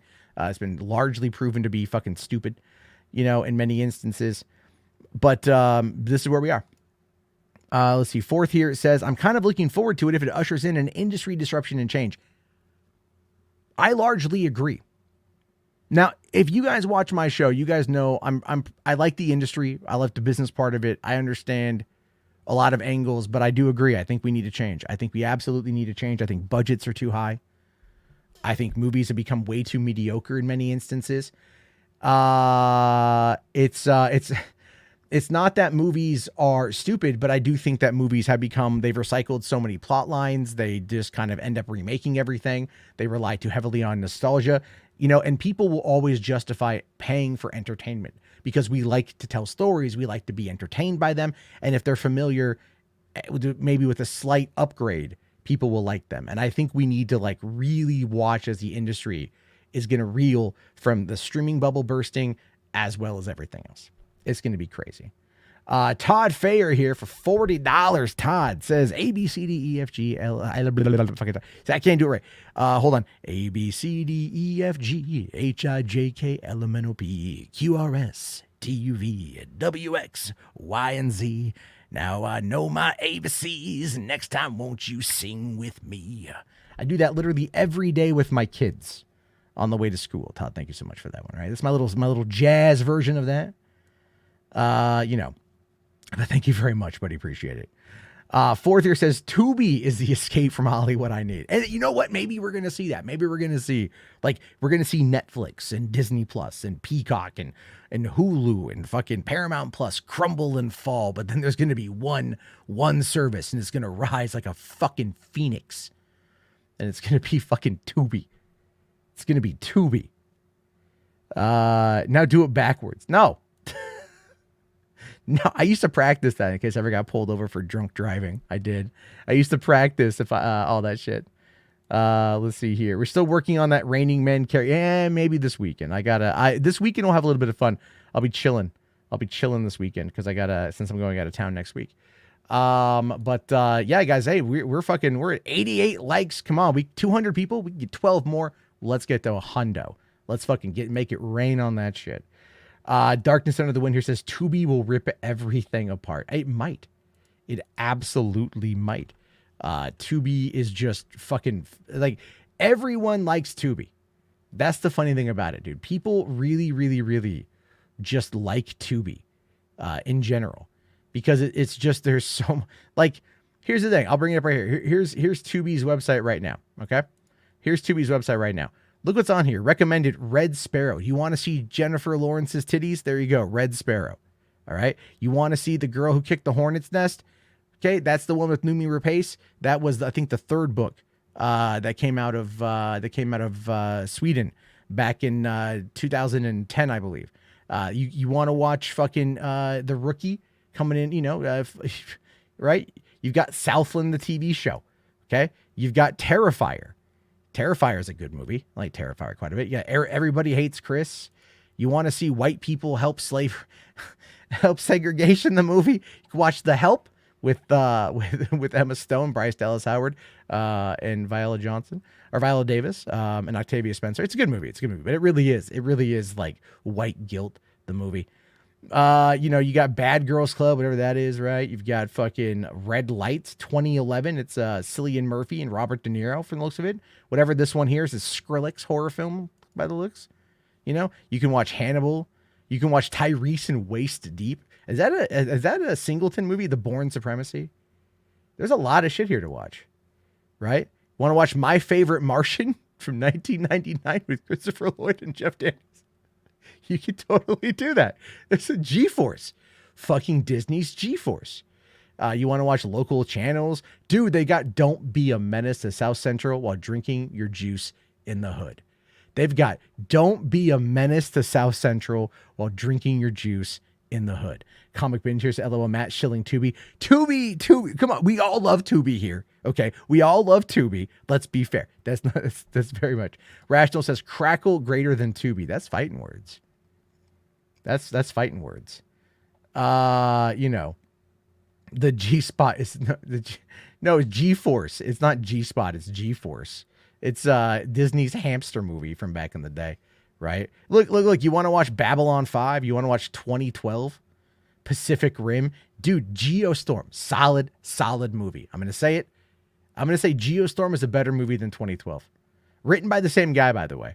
Written by the same guy. 13th Warrior, John McTiernan, the 1999 adaptation of Michael Crichton's Eaters of the Dead, starring Antonio Banderas. Fucking excellent movie.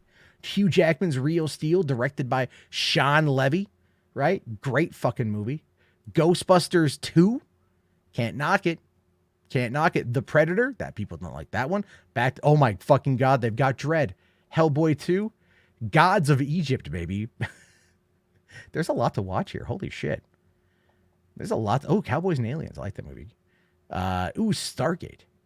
Stargate was good. Brightburn. There's a lot of shit on there. I was watching Waxworks on here a few months ago. Good stuff.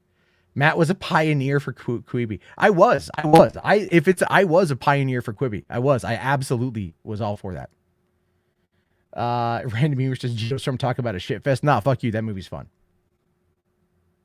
That movie's fun. Are all those free? Yeah. There's they just require there's ads, right? That's all it is, that there's ads. So anyway, there's a lot there. A lot of mid-2000s trash. I know, isn't it great?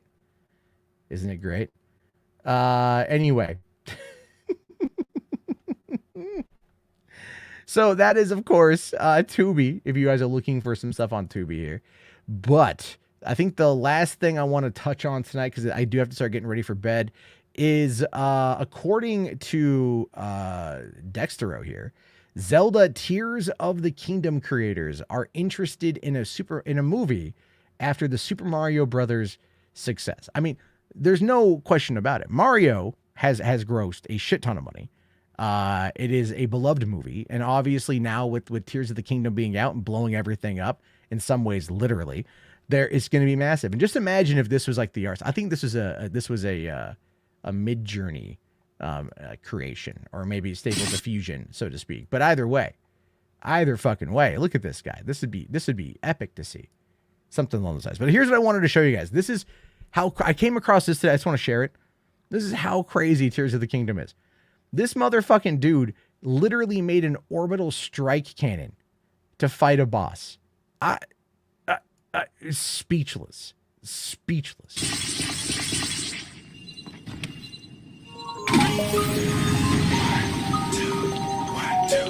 Yeah, it's national underground thunderbounds when I stop the ground. Like a million elephants, a silverback orangutan. You can't stop a train. Who wants some don't come unprepared. I'll be there, but when I leave there, better be a household name. Weatherman telling us it ain't gon' rain. So now we sit in a drop top soaking wet. In the silk suit, trying not to sweat. Hit somersaults without the net. But this be the year that we won't forget. 1999. And I'm running anything goes. Be what you wanna be. Long as you know consequences are given.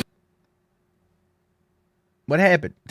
Did it crash? Live in the fences, too hot to jump in jail. Too low to dig, I might just touch hell. Hot, get a life, now they on sale. Then I might catch you a spell. Look at what came in the mail. My scale is some arm and hammer. So road grill and a baby mama. Black hair lack in a back of peppers. Stack of questions with no answers. Cure for cancer, cure for AIDS. Make a nigga wanna stay on tour for days. Get back home, things are wrong. When I really it was bad all along. Before you left ass up to a ball of power. Thoughts at 1,000 miles per hour. Hello ghetto, let your brain breathe. Believe there's always more. Don't pull the thing out and let you bend the bang.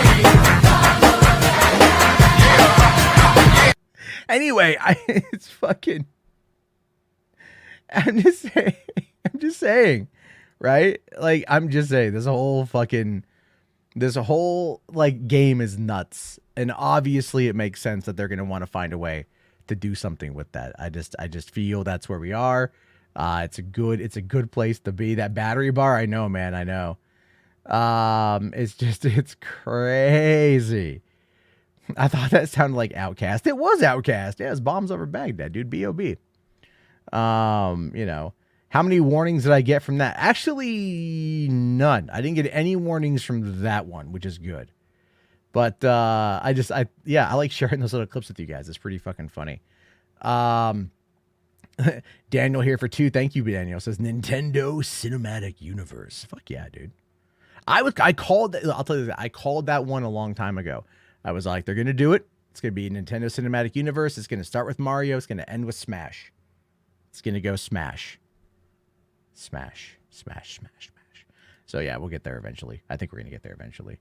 Crazy stuff, you guys. Crazy stuff. So, all right, here, as we get to the end of the show, because it is a weekday, it's a school day, obviously. A couple of things we got to check out here. So, for one, those of you who are new to the show, sometimes people will like recommend things to take a look at, you know, like trailers or little videos or whatever. One of our guys, really big fan of Warhammer 40K, so we watched a little bit of those. So we're going to take a look here at this 40-second trailer for Rahul Kohli has big news. I don't know what it is. Again, if you happen to like Warhammer, this is up your alley. If not, it's only 40 seconds.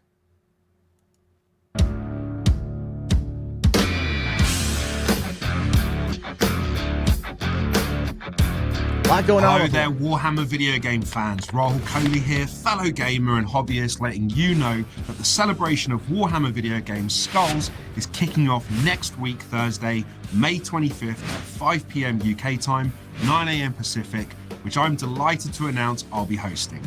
So get ready for exciting announcements and world premieres, as well as a week-long discount across a wide range of Warhammer video games. We'll see you there. All right, now that's actually interesting. I will be, when is that, the 25th? Yeah, I'll be in Alaska. I'll be in Alaska when that happens.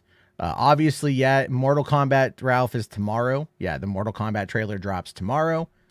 Let's see, Blessing says, I hate to admit it, but Jarbo did predict the NCU. I did.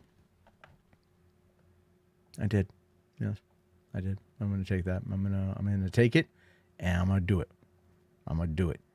I'm looking forward to anything with Mortal Kombat. See what they're going to put with that one tomorrow and stuff. But there's a lot of good. I think there's also the trailer, the teaser for Nimona comes out tomorrow. Netflix is the last Blue Sky movie, I think. Is that what that one is? Comes out tomorrow. They're going to drop that trailer, so we'll have to watch that in the next episode. Let's see. Astro Dash here says, it amazes me how Sony hasn't figured out a cinematic universe yet. Because they just, again, I'm going to blame Avi Arad. I blame Avi Arad for a lot of stuff. Spherical Man says Matt will be in Alaska swimming with the polar bears and penguins. I got to go a little bit further north for polar bears and penguins. That being said, there are some stuffed polar bears that I have seen around town. That was in Ketchikan. I'm not going to Ketchikan this time, unfortunately. Ketchikan's the shit. I love that place. I'm going to be, where am I going? I'm going to Juneau. I'm going to Sitka. I'm going to, I think, a glacier or two. It's going to be a fun week. It's going to be a nice little getaway. Come back and then get into the summer season of movies and watching and everything else. It's going to be good times. And then also, Reed, right off the bat, had asked us to take a look here at the Mystery Files trailer. If you happen to be a fan of BuzzFeed Unsolved, these guys are Mystery Files. I hear this is a fun one. We'll take a quick look. It's only 1:24.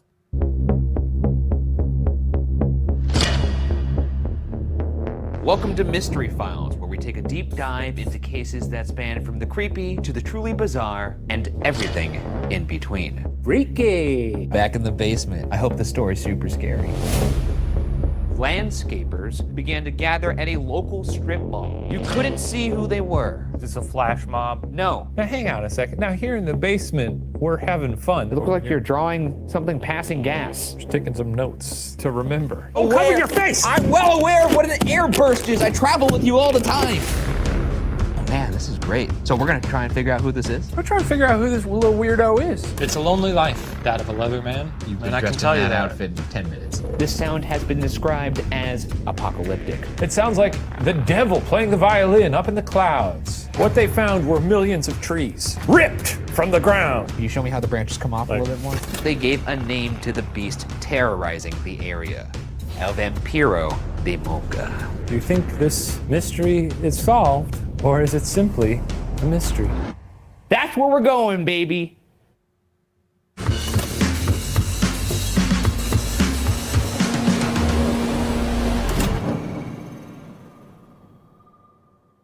All right. I mean, there's some stuff there that I know about. There's some stories I know about on that one. Could be fun. Could be fun to check out. It's Max Headroom mystery solved. That one is never going to be solved. The Max Headroom mystery is never going to be solved. I would love to know who did it, but I think it's better to not know who did it. I think it's better to not know who did that, just to be fair. You know, that's kind of how I view it, at least. Okay, Command Unit here for 5. I did miss this one. I'm sorry, buddy. You should check out Adeptus Ridiculous Model. Do a weekly video, not stream, where you explain a topic to a friend in a casual stream style. I mean, I guess it depends on what the topic is. You know, I am currently, I got the Pizzagate episode that I'm working on. That's going to be dropping here. I meant to record it today, but I just wasn't able to. Maybe I'll record it tomorrow. That will be coming out for Deep Lore. So if you guys are new, 138 of you here, I got a podcast called Deep Lore. Look for that logo. It's good stuff. Thank you all for that. Anyway, all right. This goes to show that people shouldn't over criticize. Look, I'm you know, before I end it, let me just, the joke I wanted to make earlier on Twitter that I didn't when it comes to the John Campea thing is largely that John is acting like George Lucas, right? Like, I'm just going to take my toys and go home, sort of thing. You know, after the fucking, after the prequels came out, people were giving him shit, you know? And so he's like, I just don't like it. I'm just going to go take my, I'm just going to go home. Just not the podcast you're looking for. It's kind of like that. It's kind of like that. Thank you, Vincent. Really appreciate that. Let's see. John here says, I like In Search Of. Comedy and Ancient Aliens jokes got to deliver. Of course, the UFO takes them away. Yeah, we'll have to wait and see. When are we watching the Matt Pat vids? We'll watch the Matt Pat vids, I mean, definitely before the movie comes out. Probably when the marketing for the movie is like in full swing, you know, we can dedicate a night to that. I don't know which Matt Pat vids to watch, so you're going to need to like give me that information. Otherwise, I don't fucking know. So, Watcher says prequels are goated. Sorry, not sorry. I mean, look, dude, I'm going to be fair. I'm going to be honest. I'm going to be legit. I also believe that Attack of the Clones and Revenge of the Sith are a lot better than people remember. The older I got, the better Attack of the Clones was for me. I've always loved Revenge of the Sith, man. That movie's fucking fire, you know. And then The Phantom Menace is there's good moments in it. You'll never not catch me with hard ass nipples listening to Duel of the Fates. You know what I mean? But it's crazy. It is a little crazy. See, did you see the clip from Mortal Kombat Confirmed? No, I saw Boone on Twitter was like talking about tomorrow, I think, right? So, let's see. Plushy says Jarbo is probably going to think Matt Pat knows what he's talking about. No, I know Matt Pat just does theories, but people seem to like really. That's how his channel blew up, I think, right? Like he just did that stuff. I don't know. Vince here says biggest issue with the prequels is the overuse of CGI at the time. You're not wrong. You're not wrong at all. You're not wrong at all. You know what? I mean, it's like there was a joke at the time because Harry Potter came out. You know, Attack of the Clones 2002 and then 2005 for Revenge of the Sith. And in that time period, we had like a few Harry Potter movies, and there was commentary about what if Lucas directed Harry Potter. If Lucas directed Harry Potter, it would have been like 12 feet of set and then just all green screen, right? Or maybe even less than that, 10 feet of set and all green screen. Whereas, you know, Chris Columbus had the sets built and everything else. They really wanted a grounded feel for Hogwarts, right? But the thing is, though, is that like Hogwarts it's different than what Star Wars is. You know what I mean? So it's like, it's just such a weird thing for people to try to like connect the two together. You know, that's kind of how I view it, at least. Well, I'm not watching it right now, man. I got kids to take to school in the morning, you know? So it, I don't know. Maybe I should watch like find an actual FNAF lore video. We'll find one. We'll watch it, guys. Maybe it's not right now. Maybe it's not right now, but okay. We are at 1 hour and 50 minutes. It is time for me to get to bed. My 41-year-old ass needs to sleep, and it's warm as fuck in this room, even with the fan on. So I thank everybody for popping in tonight. We had over 200 people here. We're at 99 likes. 99. One more will push us to 100. And that's a great number to end the stream on. 100 likes. I'm looking at it right now, guys. I see 99. One more. Just hit that like button. Tickle it a little bit. Of course, as we start going back up to 150 viewers. But again, really, everybody, thank you so much for liking the stream, for hanging out tonight. I hope you guys learned something. Hope you guys had fun. And hope you guys will come back soon for another episode of Hollywood After Dark. My name is, of course, Matt Jarbo. I'll talk to you guys later. Have yourself a great day. Go watch a movie or something. See something you haven't seen yet. Go find your favorite DTV film on Tubi and then tell me about it. That's your fucking homework. All right, everybody. Peace out.